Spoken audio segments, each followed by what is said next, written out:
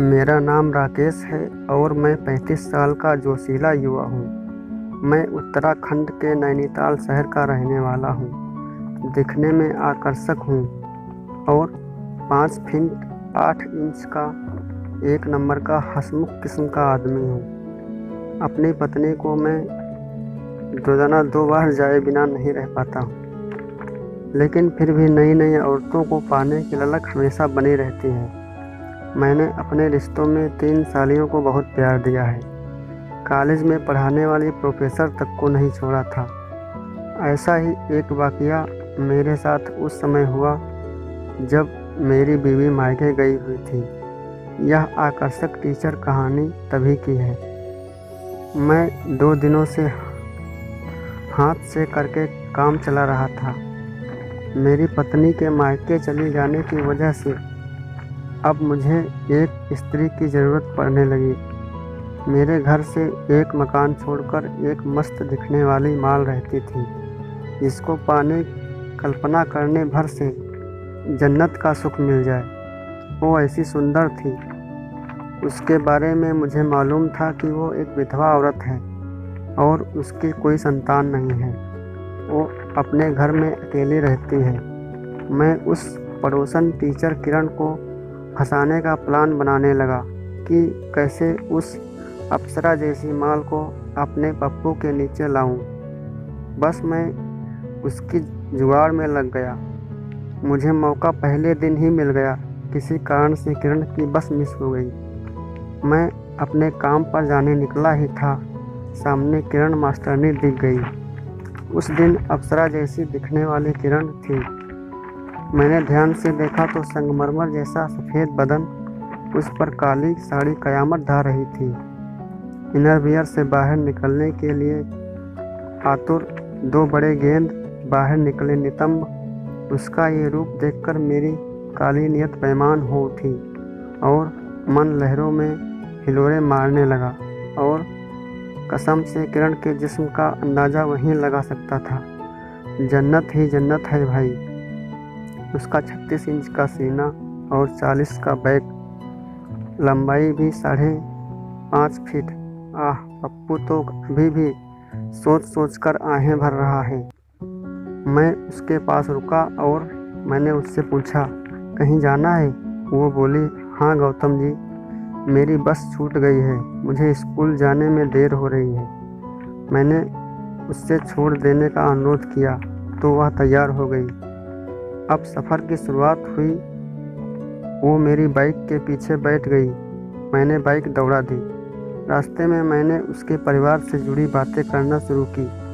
किरण ने बताया, आपको तो मालूम ही है कि मैं एक विधवा हूँ। ये मुझे मालूम था कि एक कार दुर्घटना में शादी के 10 दिन बाद ही उसके पति का देहांत हो गया था।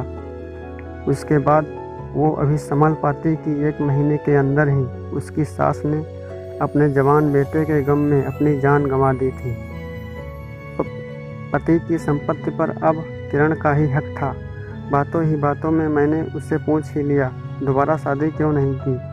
उसने बताया कि अब मेरी शादी की कोई इच्छा नहीं है, मैं अकेले ही खुश हूँ। बच्चों को पढ़ाती हूँ तो समय कट जाता है।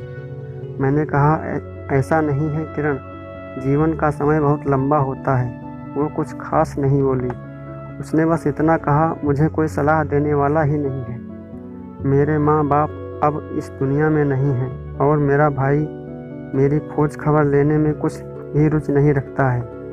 मैंने कहा, यदि तुम बुरा न मानो तो मैं तुम्हारे घर आकर तुमसे बात कर सकता हूँ। वो बोली, मुझे बड़ी खुशी होगी यदि आप मेरे घर आएँ। पहले दिन की घटना समाप्त हो गई। दूसरे दिन मैं उसके घर पूरा मन बनाकर गया कि आज तो उसकी गहराई नाप कर ही दम लूँगा।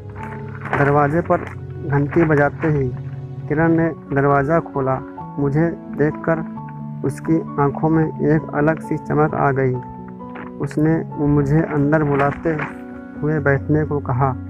मैं वहीं ड्राइंग रूम के सोफे पर बैठ गया। किरण ने पूछा, चाय लेंगे गौतम जी? हाँ, मैं सर हिलाते हुए। हम दोनों ने चाय पी। फिर आगे की बात शुरू हुई। मैंने कहा, तुम अकेली रहती हो? किसी चीज़ की ज़रूरत हो तो मुझे फ़ोन कर दिया करो। बातों ही बातों में हम दोनों एक दूसरे को समझने लगे। फिर क्या था, मैंने उससे कह दिया, तुम मुझे बहुत अच्छी लगती हो। अगर मेरी शादी 1 साल पहले नहीं हुई होती तो मैं तुम जैसी को विधवा होने के बाद भी शादी कर लेता, लेकिन अब मजबूर हूँ। ये सुनकर वो हंस पड़ी और बोली, आप भी मुझे काफ़ी अच्छे लगते हैं। उसकी इस बात को सुनकर मैंने कह दिया, यदि मैं आपको अच्छा लगता हूँ तो शादी को मारो गोली, ऐसे मैं तुम्हें पति का सुख दे दूँगा। ये वो सुनकर चुप हो गई और उसने सर झुका लिया। ये देखकर मैंने उसे पकड़कर अपने पास खींच लिया और उसके गर्म होठों पर अपने होंठ रख दिए। पहले तो वो समझ नहीं पाई कि ये क्या हो गया, फिर हड़बड़ा कर मुझे दूर करने लगी, लेकिन मैंने भी उसे कस कर पकड़ रखा था। अपने आप को मेरे चंगुल से छुड़ाने की नाकाम कोशिश करने लगी। धीरे धीरे किरण भी गर्म होने लगी। उसने मेरा साथ देना शुरू कर दिया। मैंने उसे निर्वस्त्र करना शुरू कर दिया और जल्द ही हम दोनों पहले ठुकाई की स्थिति में आ गए। सब कुछ साफ हो चुका था कि वो टीचर आज मेरा बैंगन लेकर ही रहेगी। उस दिन मैंने उसे अपने नीचे लिटाया और हमारी पहली लड़ाई तो ऐसे ही हो गई। इसके बाद हमारे बीच से शर्म का पर्दा हट चुका था। वो आँख बंद करके मेरे सीने से लिपटी पड़ी थी। मैंने उससे कहा, किरण, मैं तुम्हारे लिए ही बना हूँ। शायद वो भी मुझसे कहने लगी, हाँ गौतम, मैं आपके ही हूँ। पहली बार के बाद मैं वापस अपने घर आ गया। फिर भी कुछ अधूरा अधूरा सा लग रहा था।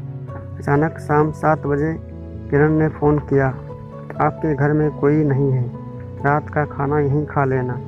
मैंने कहा, आज मेरा मन ड्रिंक करने का है। वो बोली, हाँ आ जाओ, यहीं कर लेना। मैंने हंसकर पूछा, तुम्हारे पास कौन सा ब्रांड है? वो हंसी और बोली, तुम ले आना, मेरे पास नहीं है। मैंने कहा, ओके, तो कौन सी पीना पसंद करोगी? वो बोली, मैं नहीं पीती। मैंने कहा, चलो मैं पिला दूंगा। उसने हंसकर जल्द आने का कह दिया। मैंने भी हामी भर दी। अब क्या था, रास्ता एकदम साफ था। दोपहर के बाद रात तक का समय मेरे लिए सालों जैसा कटा।